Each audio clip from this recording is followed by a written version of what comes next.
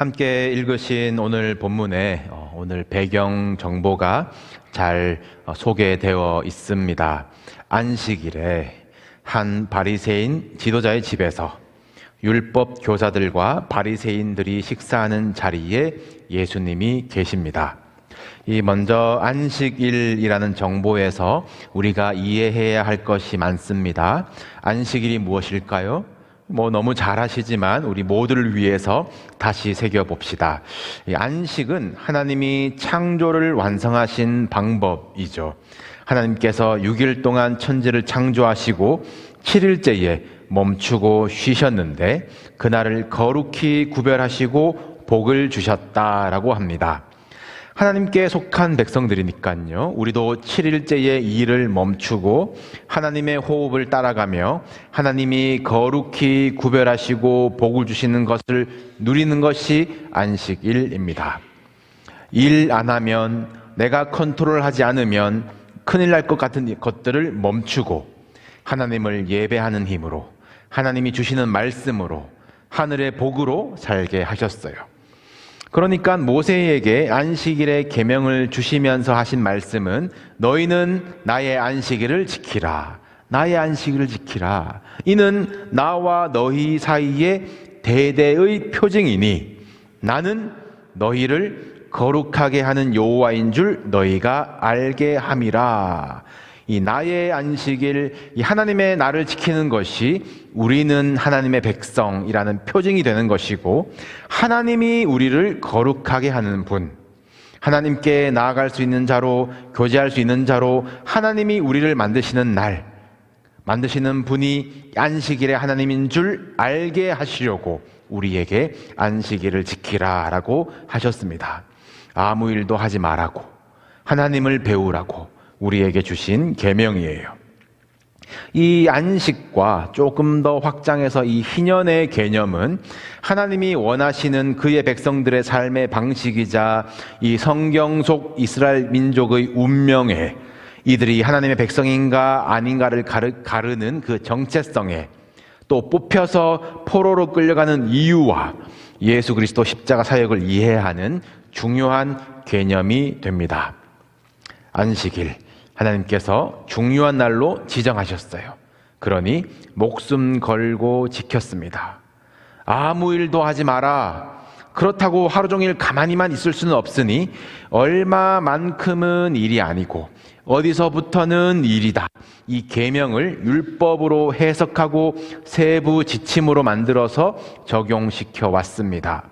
그 일을 하는 이들이 율법 교사와 서기관이고, 이 적용의 방법에 조금씩 차이를 둔 가르침을 구분해서 이 사람들은 이렇게 따르는 바리새파, 이 사람들은 사두개파, 이 사람들은 열심당, 이런 식으로 구분해서 불렀습니다. 우리가 어떻게 이 계명을 잘 지킬 수 있을까의 고민으로 시작했겠지만 점점 율법을 사소하게 또 무겁게 만들어서 사람들에게 지우기 시작했어요. 이 율법을 지킨다라는 말을 직역하면 멍에를 메고 걸어간다라는 뜻이 되거든요. 그래서 예수님이 선포하셨습니다. 수고하고 무거운 짐진 자들아 다 내게로 오라. 내가 너희를 쉬게 하리라. 하나님께서 주신 그 생명의 성령의 법을 죄와 사망의 법으로 받아서 눌린 자들을 참 불쌍히 여기시고 쉬게 하리라 약속하셨어요. 내게 오라. 내가 너희를 쉬게 하리라. 예수님은 율법을 완성하러 오신 것입니다. 그런데 자기가 완성해 보겠다고, 자기 힘으로 의에 이르러 보겠다는 이들이 오늘 본문의 바리새인들이었습니다. 바리새파 이 특징 중에 하나가 이 성전을 중심으로 하는 신앙이었어요. 그때 성전을 이제 헤롯 성전이라 불렀지 않습니까? 헤롯이 지어준 성전이니 얼마나 이 권력과 가까웠던 그룹이었겠어요. 또 율법의 해석에 있어서는 가장 엄격하게 정확하게 지키려고 했던 분파라고 이제 평가를 받습니다. 특히 바리새인들은 안식일법, 음식법, 이 정결법에 완전히 목숨을 걸었어요. 복음서 내에서 예수님이 이 법들에 부딪힌 사건들이 얼마나 많습니까? 그래서 예수님께 가장 많이 시비를 건 이들이에요. 오늘 보면 등장하는 바리새인의 지도자는 율법을 판단하고 해석하고 재판까지 할 수 있는 자입니다. 오늘 예수님이 안식일에 이 바리새인의 지도자 집에 가셨습니다. 유대인들은 안식일에 일정 걸음 이상 걷지 않아요. 많이 걸으면 일이다 라고 했기 때문입니다. 자료에 따라서는 하프 마일 정도라고는 하는데 바리새인들은 아마 더 엄격했을 것이에요. 그래서 이 회당을 중심으로 그 왕복 그 걸음걸이 안에 모여서 살았습니다. 안식일에 요리도 하지 않았습니다. 누구와 식사할 것인지 미리 정하여 그 수대로 전날 준비하고 차려둔 음식을 먹습니다. 그래서 오늘 본문에 청함을 받은 사람들이라고 나오죠. 그래서 우리가 유추해 볼 수 있는 본문의 숨은 정황은 예수님께서 머리 둘 곳 없이 다니시다가 또 잠시 머무시면서 안식일을 지내시게 된 어느 동네에서 바리새인의 지도자와 바리새인들과 율법 교사가 예수님을 청하여서 준비된 식사 자리에 초대한 것, 아마도 회당에서 예배를 드린 후에 모인 것, 우리로 따지면 주일 점심 친교쯤 되겠죠. 그런데 분위기가 이상합니다. 초대받았는데 오늘 본문은 그들이 엿보고 있더라 라고 해요. 왜냐하면 한 사람을 더 초대했거든요. 그 자리가 예수님만큼 어색한 사람, 수종병 든 사람이 있었습니다. 이 사람이 주의 앞에 있었대요. 그러니까 이들이 초대해서 불러다가 거기 앉힌 겁니다.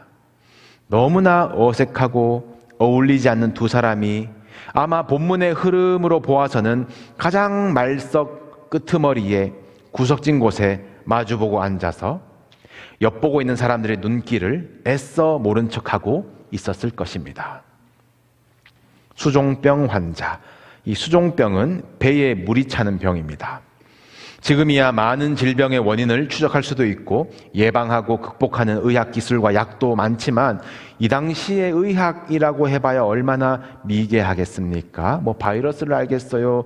장기의 위치와 기능을 알겠어요? 이 미지의 영역인 질병에 대해서 단순하게 죄와 저주를 연결해서 이해했습니다. 이 당시에 이해에 대해서 오해가 없으시기를, 이 질병의 원인 중에 죄가 들어갈 수 있을지 몰라도 죄가 질병을 가져온다고 생각하시거나 두려워하지 않으시면 좋겠습니다. 아무튼 이 수종병, 배에 물이 차는데 속이 아픈 걸 알 수도 없으니, 그래서 이런 병들보다 제일 무서워하고 경계한 질병이 보이는 병, 피부로 드러나고 피가 흐르는 병 같이 눈에 보이는 병들을 가장 두려워했죠. 이런 병에 대해서 의사가 있었겠습니까? 있어봐야 무당이겠죠. 그래서 율법으로는 이 제사장이 이 병들을 진단하고 처방하는 것이에요. 그래서 신체의 상태를 이 제의적으로 진단하기 시작했습니다. 그래서 종교적으로 너는 지금 부정한 상태다라고 율법으로 규정하고 그 부정이 옮겨지지 않게 너가 만진 자리, 너가 만진 물건들은 다른 사람이 만지면 부정해진다.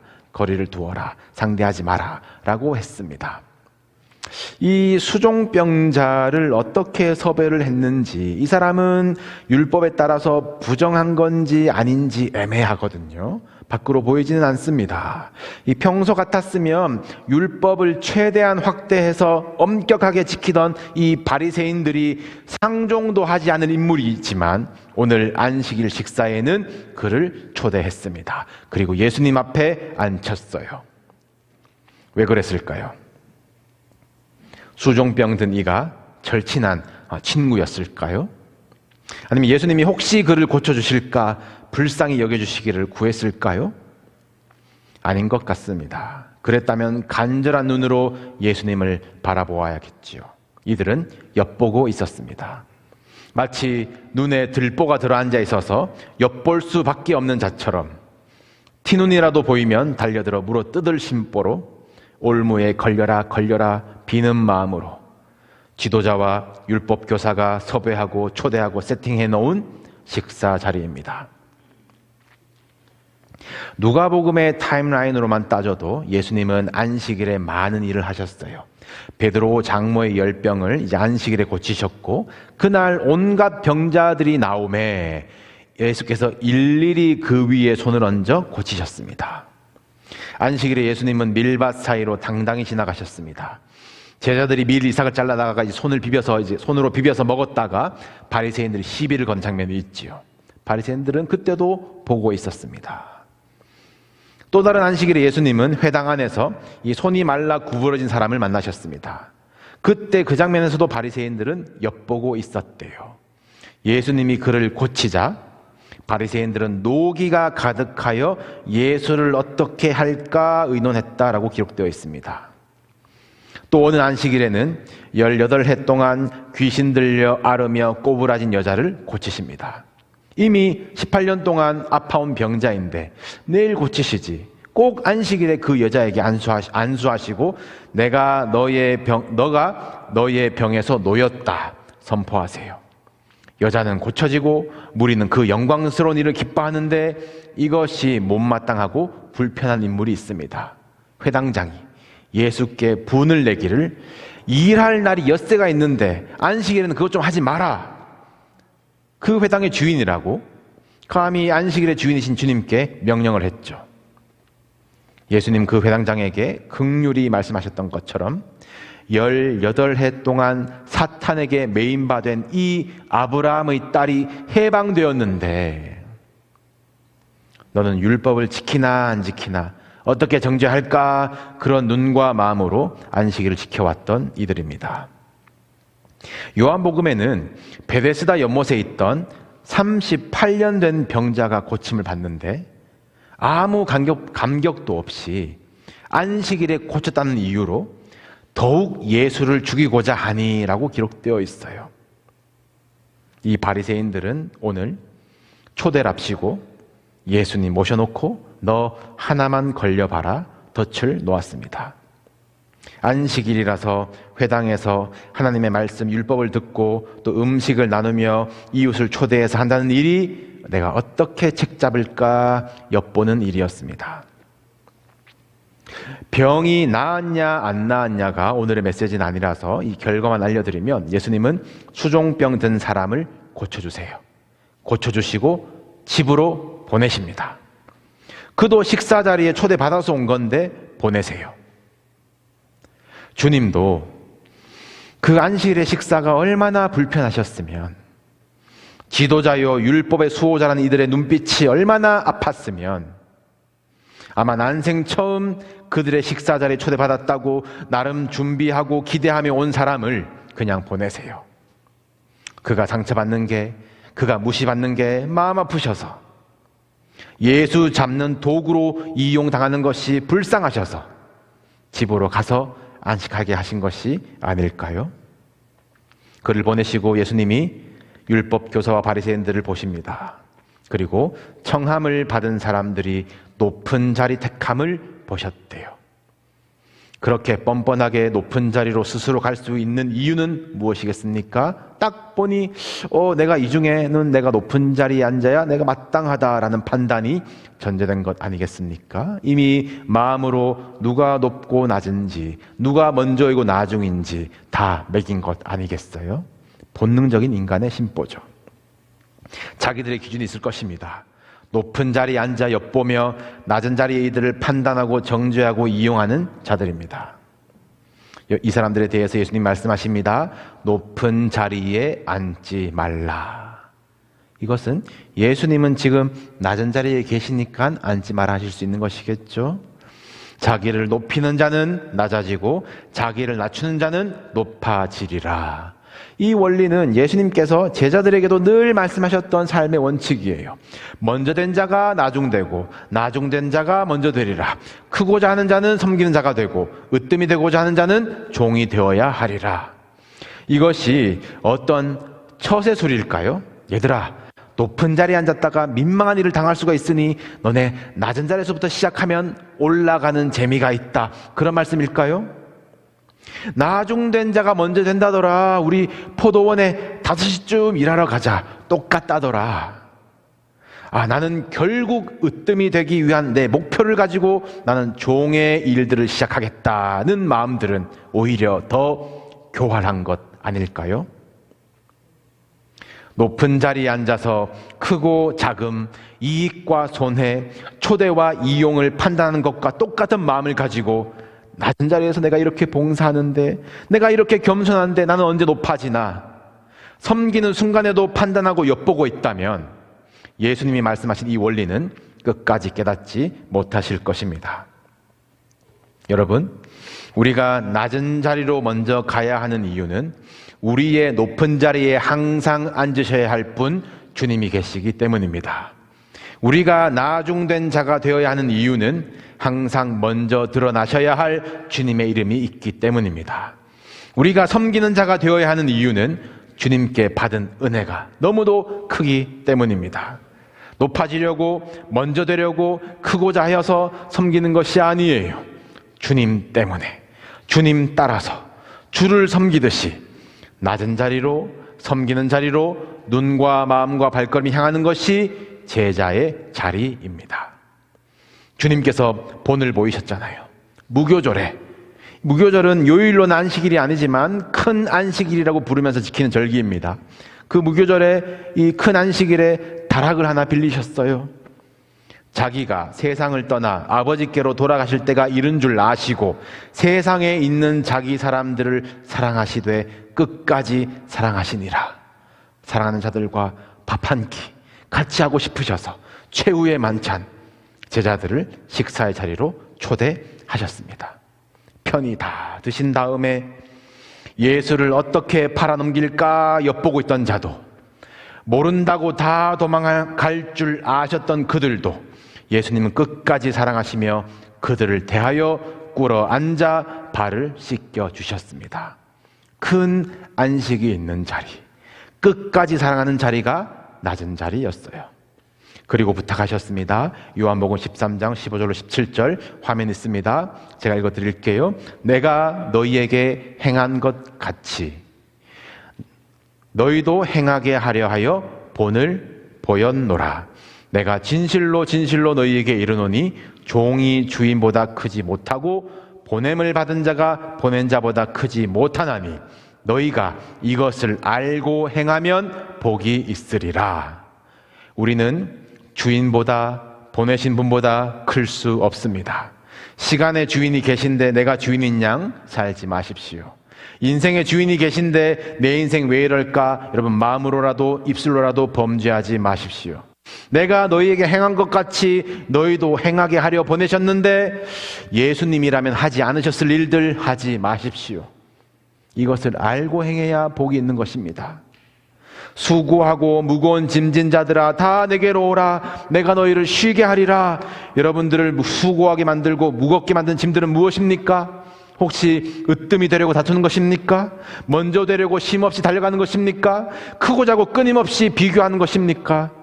혹시 섬김조차도 율법에 매여 있는 것입니까? 내게로 오라.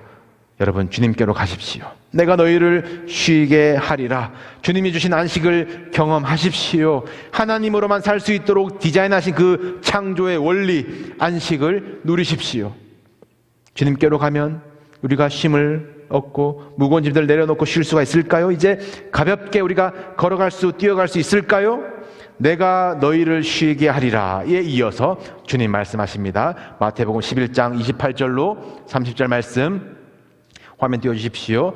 우리 함께 읽으실까? 다 같이 시작. 수고하고 무거운 짐진 자들아 다 내게로 오라. 내가 너희를 쉬게 하리라. 나는 마음이 온유하고 겸손하니 나의 멍에를 메고 내게 배우라. 그리하면 너희 마음이 쉼을 얻으리니 이는 내 멍에는 쉽고 내 짐은 가벼움이라 하시니라. 아멘. 우리가 져야 할 주님의 멍에, 주님의 짐이 있어요. 주님께 배우는 것이에요. 온유하고 겸손한 주님께 배우는 것입니다. 그 멍에를 메었는데 마음에 쉼이 있대요. 안식이 있대요. 무엇이겠습니까? 모든 율법을 덜어서 정리해 주셨잖아요. 하나님을 사랑하는 것, 이웃을 사랑하는 것. 우리 생각, 우리 방법, 우리 힘으로 하면 어렵고 힘들지만 주님께 배우면 쉬워요. 쉽대요. 사랑하고 섬길수록 마음의 쉼을 누리는 안식이 되는 짐인 줄로 믿습니다. 여러분, 주님께 갑시다. 주님이 어디 계실까요? 주님 어디 계실까요? 주님은 분명히 낮은 자리 어디선가에 계실 것입니다. 여러분, 거기서 시작하십시오. 섬기십시오. 내 힘으로 메었던 멍에들, 짐들 내려놓고 주님이 주시는 직분, 섬김, 사랑들 우리 지고 갑시다. 멍에를 맵시다. 손해볼 것 같지만, 낭비하고 고생할 것 같지만 거기에 쉼이 있고 안식이 있는 것이에요. 우리 주님의 부르심과 이 약속이 믿어지시기를 축복합니다. 말씀을 준비하면서 계속 상상해봤어요. 생각해봤습니다. 예수님이 혹시 오늘 낮은 자의 모습으로 우리 점심 친교 시간에 오신다면 마음 편히 떡국 드실 수 있을까? 혹시 차라리 돌려보내고 싶은 이들이 눈에 밟히시는 것은 아닐까? 외로운 이들, 소외된 이들. 무슨 대학 나왔나? 무슨 일 하나? 당장 교회 일 좀 맡으려나 엿보고 있는 시선이 우리에게 있다면 우리 부끄러워 여기고 주님께서 저 영혼 구원하시라고 하라고, 저 외로운 심령 위로하라고, 나를 사랑하면 그도 사랑하라고, 너가 용서받았으면 너도 용서하라고 우리의 마음을 두드리시는 성령님께 반응하실 수 있기를 소원합니다. 사랑의 눈, 소망의 눈을 가져주세요. 그렇게 우리 씨를 함께 뿌립시다. 지금 우리 교회에 제자된 이들, 든든하게 묵묵히 섬김의 직분으로 화목하게 하는 이들, 15년 전쯤만 땡겨볼까요? 그때는 저는 없었지만 아마 15년 전에 그 사람들 생각해 보시면 웃기기도 하고 흐뭇하기도 하고 끝에는 감사하실 것입니다. 누군가의 섬김이, 누군가의 사랑이, 누군가의 말씀이 그를 그렇게 다듬어 온 것 아니겠습니까? 우리 교회에 5년 후, 10년 후를 또 기대하면서 우리 낮은 자리로 마음을 향하고 섬깁시다. 사실 4년 반 전에 제가 제일 생뚱맞죠? 뭘 안다고 왔을까요? 저의 다음 한 해, 그 다음 한 해도 너그러이 품어주시고 보내신 분이 허락하실 때까지 우리 사랑하면서 함께 갑시다. 여러분, 섬김에 지치거나 겁먹지 마십시오. 쉽고 가볍다라고 하셨습니다. 내게로 오라. 주님께로 가는 것이 먼저예요. 내게 배우라. 배우십시오. 쉼을 얻으리니 안식하시고 주님의 멍에, 주님의 짐, 주의 십자가 나눠지고 주님의 자리, 제자의 자리, 섬기고 사랑하는 낮은 자리로 갑시다. 우리 천국에서 높은 보좌에 앉으신 주님과 함께 안식하며 식사하는 그날까지 우리 부르신 자리에서 충성을 다하는 저 여러분 되시기를 우리 주님의 이름으로 축복합니다.